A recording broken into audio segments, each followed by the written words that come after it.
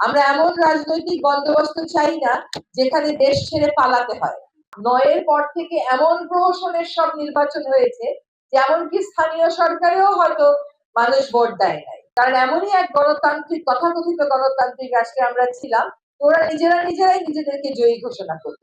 2014, 18 এবং 24-এ এবং 2009-এর পর থেকে এমন প্রহসনের সব নির্বাচন হয়েছে যেমনকি স্থানীয় সরকারেও হয়তো মানুষ ভোট দেয় নাই।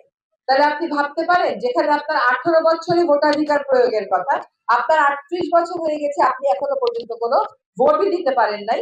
কারণ এমনই এক গণতান্ত্রিক তথাকথিত গণতান্ত্রিক রাষ্ট্রে আমরা ছিলাম, ওরা নিজেরাই নিজেদেরকে জয়ী ঘোষণা করত। সেই দিনের আমাদেরকে অবসান ঘটাতে হবে। শেষ কথা হচ্ছে, ব্যক্তিগত পর্যায়ে আপনি কোনো একটা রাজনৈতিক দলের মতাদর্শ বিশ্বাস করতে পারেন, আপনি মনক্ষুণ্ণ হতে পারেন, আহত থাকতে পারেন, আপনার রাগ থাকতে পারে, কিন্তু এই গণভোট হচ্ছে জাতীয় স্বার্থের প্রশ্ন। এইখানে দলীয় স্বার্থ বা ব্যক্তিগত স্বার্থ দেখতে চলবে না। জাতীয় স্বার্থে যদি আপনি হ্যাঁ বলেন, আপনি কোন দলকে পছন্দ করেন আর না করেন, দেশ কিন্তু জিতে যাবে। যদি দেশ জিতে যায়, আমরা সকলে জিতে যাব।